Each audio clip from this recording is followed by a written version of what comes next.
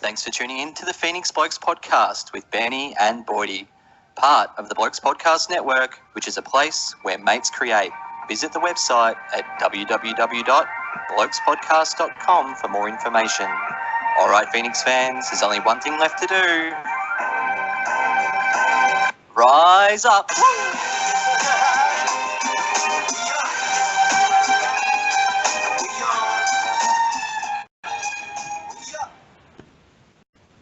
Live from our southeast Melbourne studios, I'm Boydie. And I'm Benny, and we are the Phoenix Blokes, your podcast home for all things southeast Melbourne Phoenix basketball. And once again, I say we are up, and we are up and about, mate. We are. They say 2 out of 3 ain't bad, but how does 3 out of 3 sound to you, mate?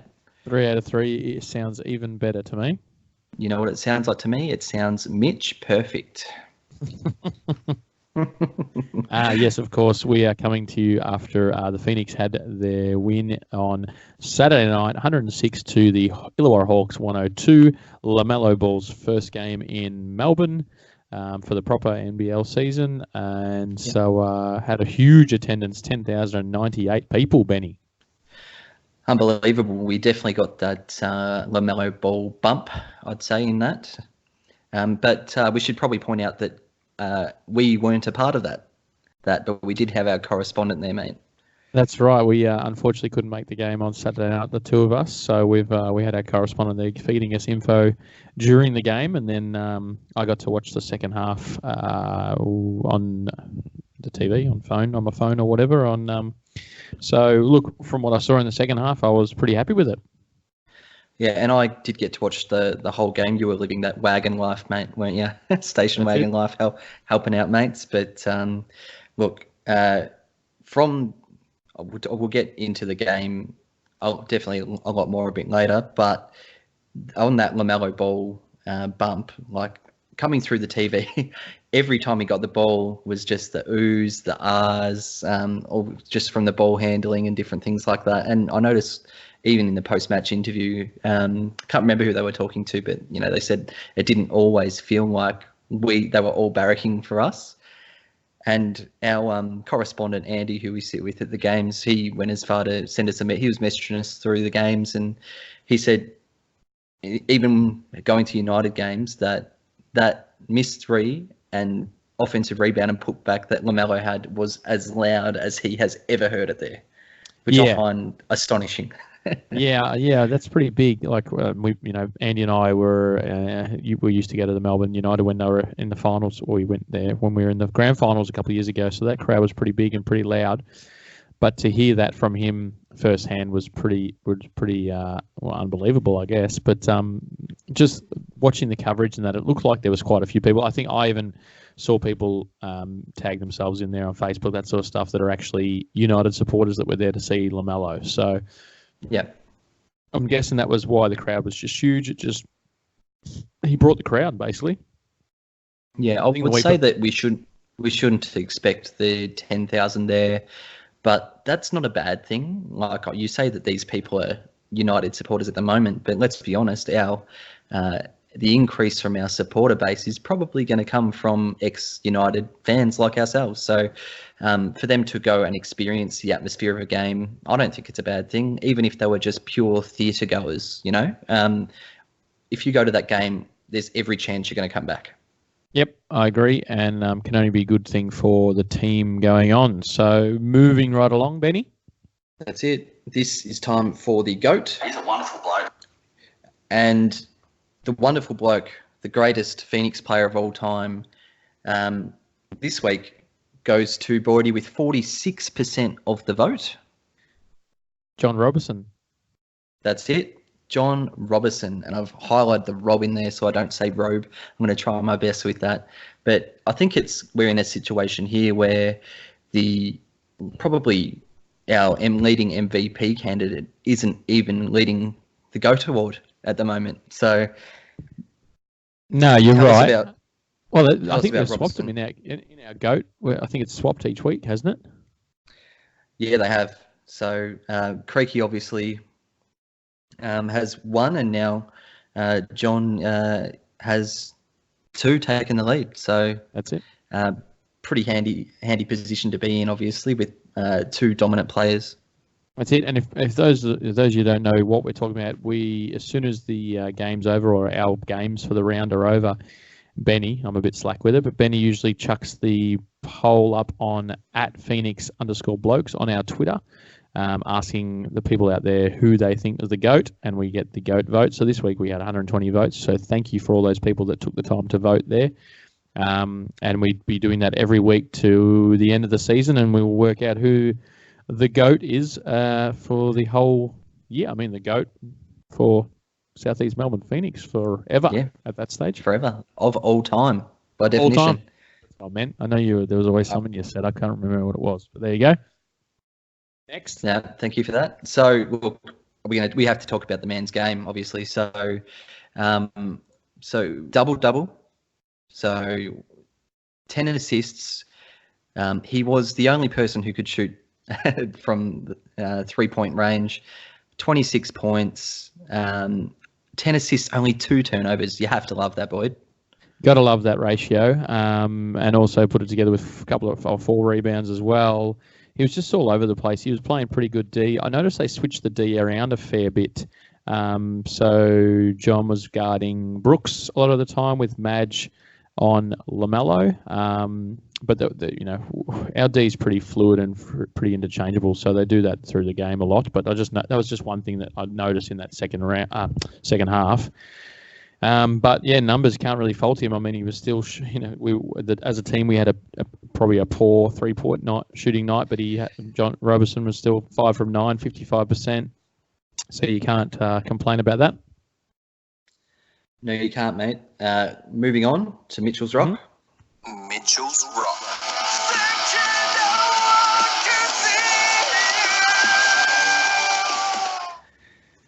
And this becoming, I guess, a regular, I think, in the Mitchell's Rock segment, double-double Dane Pineau.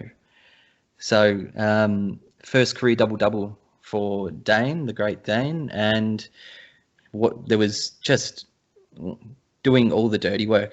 It's the offensive rebounds. So 6 of the 10 rebounds, mate, were offensive rebounds. And that's it. If that doesn't win you the solid rock award, I don't think that is the perfect definition of it to me.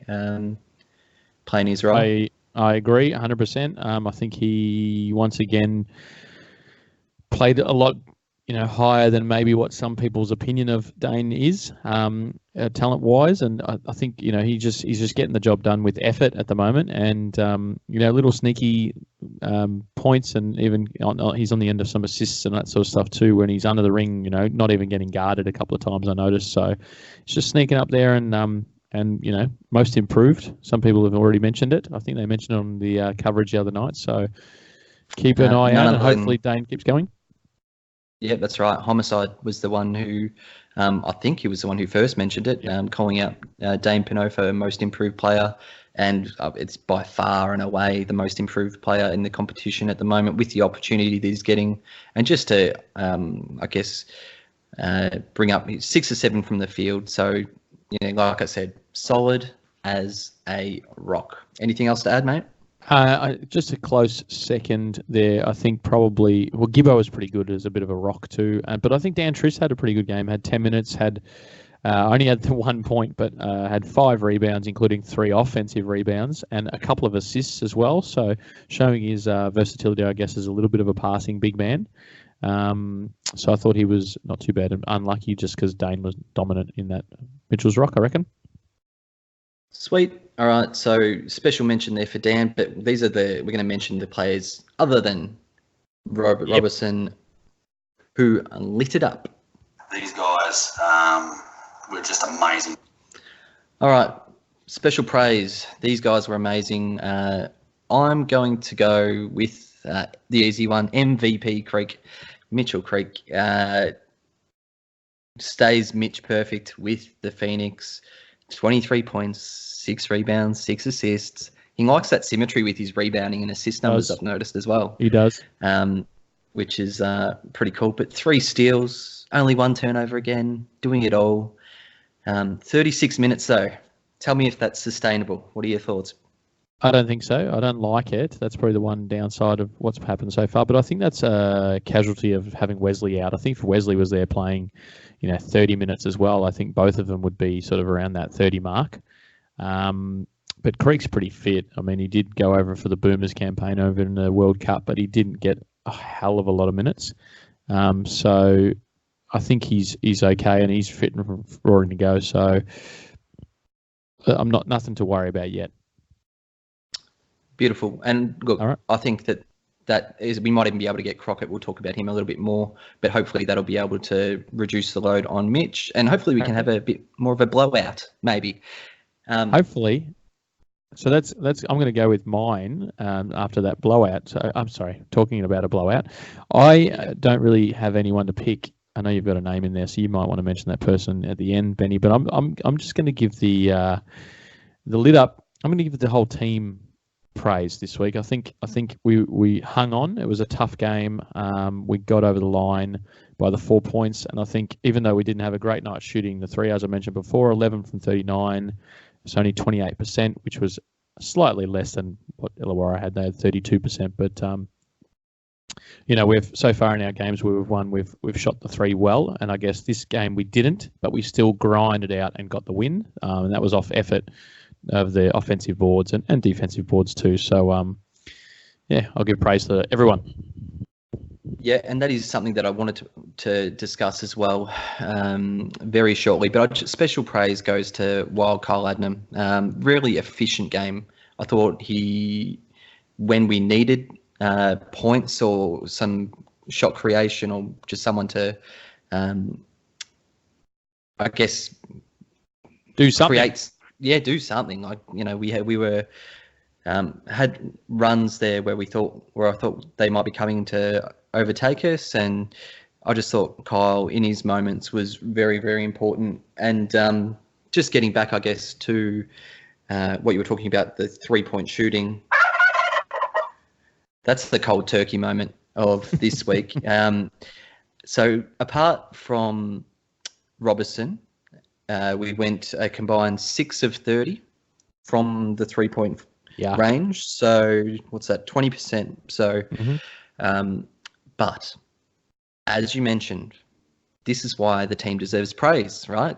Mm-hmm. We could not expect this 50% shooting to continue, and it was awesome to see us grind it out and get the win. So from that negative comes a positive, as you say.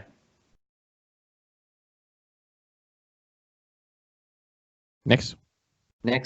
All right. So next up we have the dribble, and this is just some more general discussion on the game, mate. So as we just said, so great to see the win, grinding it out, 3 ball not dropping, and there was really one main reason why we managed to win this game.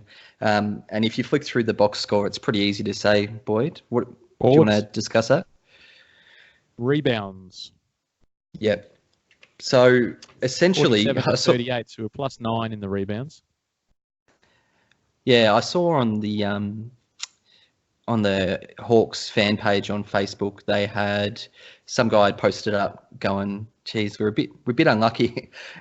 They beat us in field goal percentage, 3-point field goal percentage, free throw percentage, equal in assists, and won the turnover battle, and still lost the game. And as you mentioned, we won the rebounding, but we smacked him in offensive boards as well.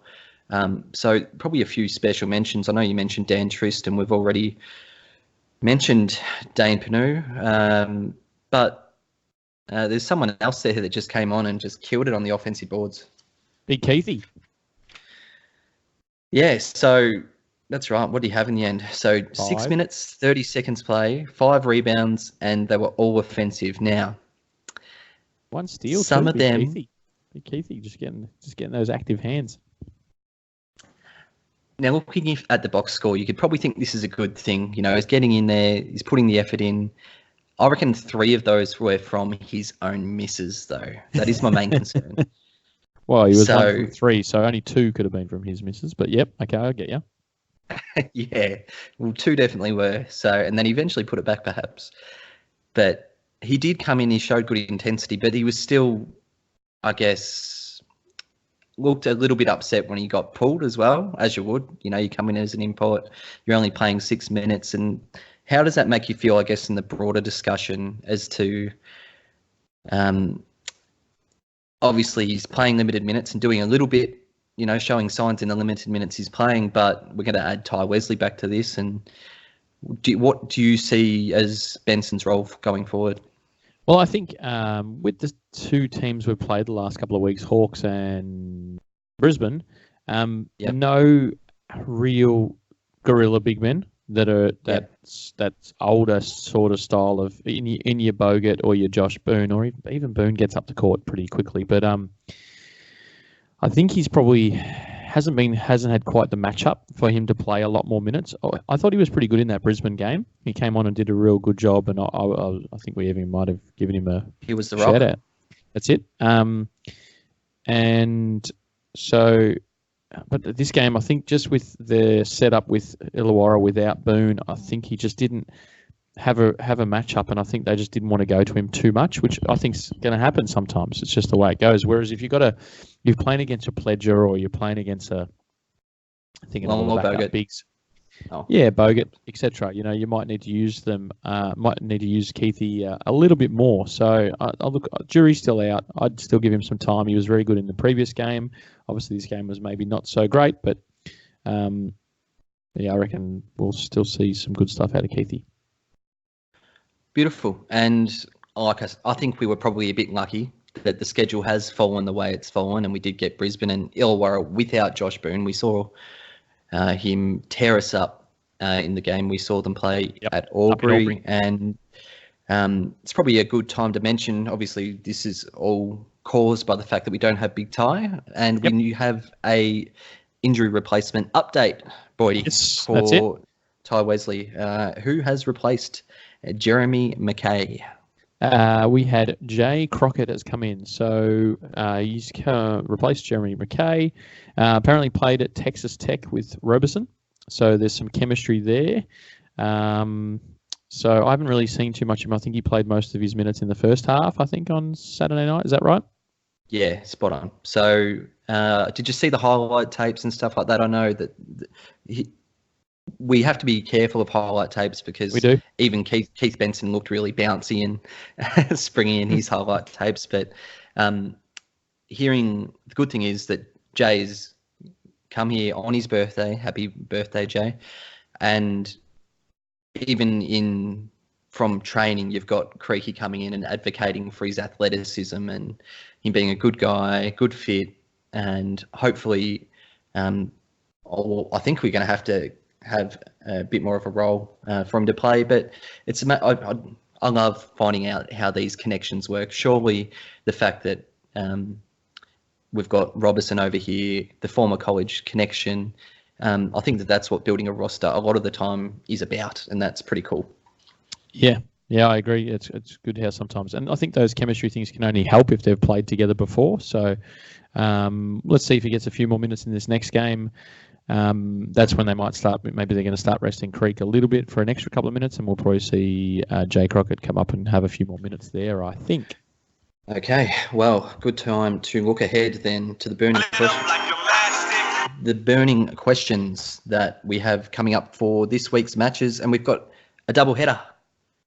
Yes, our first double round for NBL 20, which is going to be good. We get 2 games instead of 1 to talk about, so there might be a bit more full-on stuff in our update next week. We start off with an away game in Perth on Friday night. Yuck. I mean, I really loved Simon's attitude towards this. We had, he said in the post-match presser that we're trying to build a culture, and he wants to see it dinted. It really reminded me of when we interviewed him and we talked about the China trip and how we came up against horrible officiating, lost luggage, and we asked, like, as a coach, what do you think of that? And he goes, I think it's great. Yeah. So great test for the guys. So some of the matchups, Boyd. I guess in general, I think let's talk about the Ty Wesley factor. He's not going to be there, so we look naturally towards the bigs.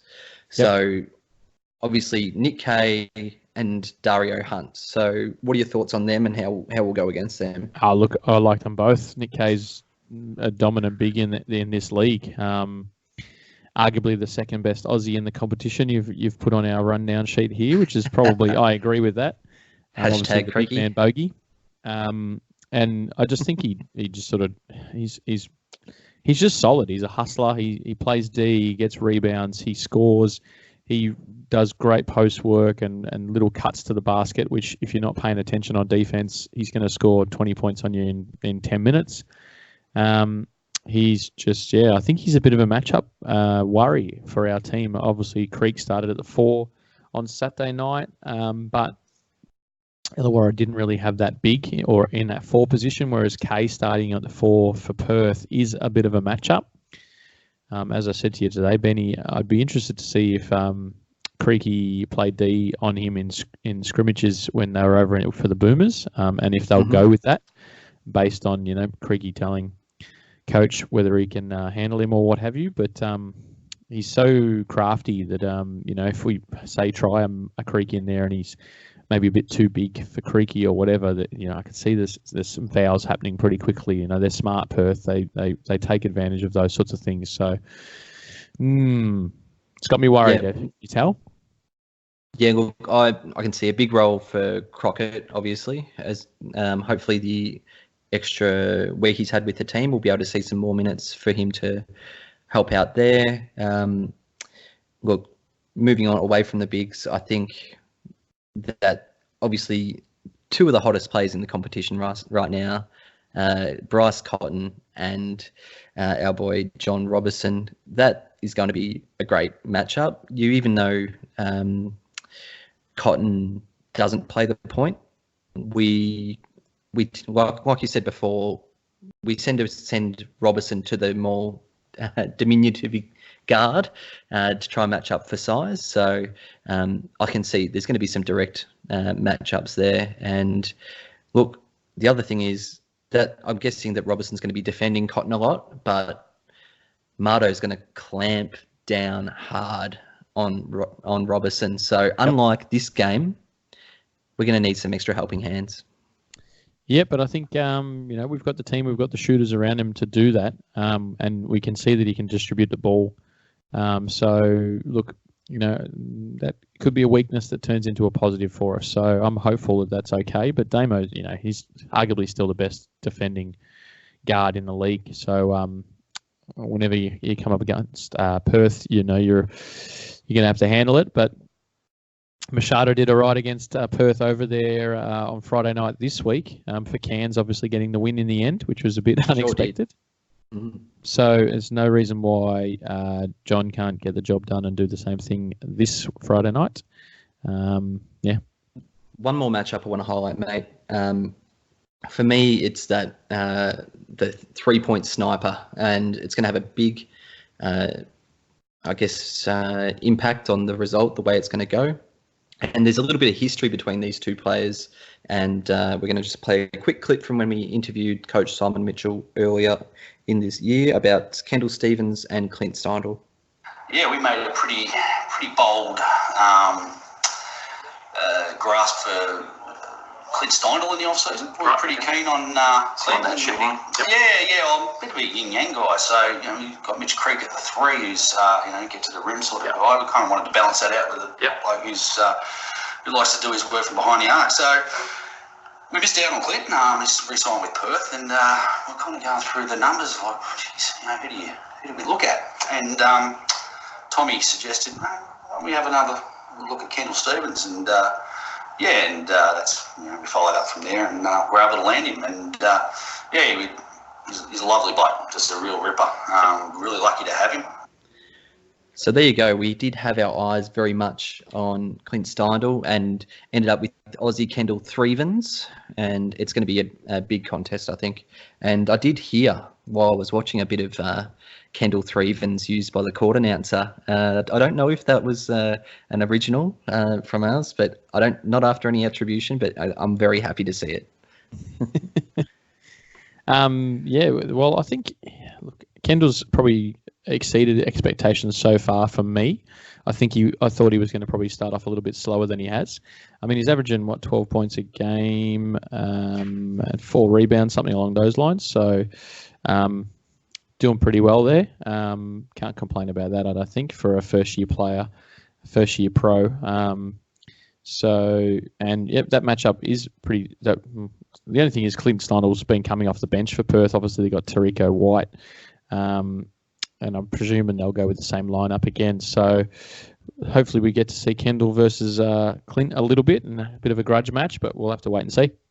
Speaking of grudge matches, my friend, you have set that up perfectly for me. Thank you very much. So second game of the week, just quickly, we are at home versus Adelaide on Sunday, and I really wish that this was an away game. So the reason for this is I wish that Mitch Creek was wearing green so he could legitimately look like the Hulk, because you don't want to see him angry, let's be honest. And he will be, I guess, he's a very motivated person all the time. But coming up against Adelaide, the way things fell out there, that was not amicable.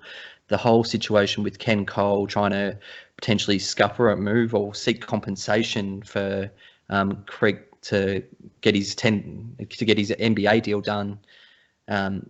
There was what was the GIF that he replied to us, Boydie, on our basketball blokes?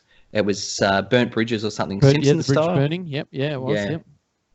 So, going to be great to watch Creaky, and I'm thinking that he's going to have a huge game and go full Hulk mode. Hopefully that's what we want to see for the home crowd. Obviously, I'll be at the game on Sunday. You might not be able to make it, unfortunately, again. Wait and see. But get down there. All the members want to see you out there in wearing your colours, and it should be a pretty interesting game, because I know Simon Mitchell, when we spoke to him, said that he liked how Joey played. That's right, mate. So when you're playing a Joey Wright team, it all comes down to fast break, like stopping that. In their win last week, they had 28 fast break points. We had 7. So I'll play this clip now from when Simon interviewed us, vice versa, other way around, sorry, and just to hear what he said about the style of play and what we wanted to do. I love what Joey does in Adelaide at the offensive end. I love the way they get up and down the floor. I think we have a responsibility. Firstly, our responsibility is to go out and win. But also, I think we have a responsibility to the fan and to the sport, that we want to grow this thing to be as much eye candy as possible for the average spectator. So we're definitely going to be an entertaining, fast-moving, ball's going to be swinging around, and we're going to be fun to watch. I think we've got the personnel where we've got a lot of things covered. You know, we can go into the post and grind with the Daniel Triss and Ty Wesleys of the world. That we can get up and down the floor and be an exciting transition team with your Kyle Adnams and your Mitch Creeks. And we're going to be a good shooting team as well when you consider what Kendall Stevens and Ben Madgen can do. So I think we're really trying to make sure that we have an entertaining brand of basketball, but at the same time, it has to be an honest brand of basketball. It can't be all show. So my question to you, Boydie, do we take them on? We certainly do, but then we try and lock them down as well. Yeah, so we're going to play up-tempo. You'd like to see that? I'd love to see it. I reckon we can do it. I think we can, and I think we will try it at least, and then hope that our defense can hold them back a little bit, because I think defense is pretty important to this team. I know we've had a couple of high-scoring games where both teams have scored over 100 or what have you, but I still think we're trying to defend teams as well. Yeah, so it'll be interesting. I know we got towed up by one of the Froling brothers for a little bit while he was on, so I see him as a bit of a danger man, Harry, for Adelaide. But I think that it's more. I think we've got them covered personnel wise. It's just going to be how we handle it stylistically. So, all right. Anything else to add on that? No, I think that's pretty good. All right, mate. I just wanted to say one more thing because I thought this was really cool. So, last week we had we mentioned that Cold Turkey should play Denga Kuth and Dave Hickey, get him on for some court time in the blowout. It did happen this week, and follow Dave Hickey on Dave-O Hickey, should I say, on Instagram. It's WiggityDave_, and he talks about this 30 seconds of game time that he got. So he says, I'm never one to open up on social media, but growing up in Redfern, living under the scrutiny of Housing Commission with his grandma and siblings, living on the pension, basically tough times, he comes out and says that after the game, all he could think about was how proud his grandma would be, how proud his family would be, seeing him on the court for those 30 seconds. So even though it was 30 seconds, it meant so much more to him than what that little bit of time does. So shout out to the club, and he was a lovely kid when we met him, and I'm sure there's great things to come for Davo. That's it. Those things make it all seem pretty special when the kids get a run. So that's awesome. All right, mate. And that's it. Until next time, Phoenix fans, rise up.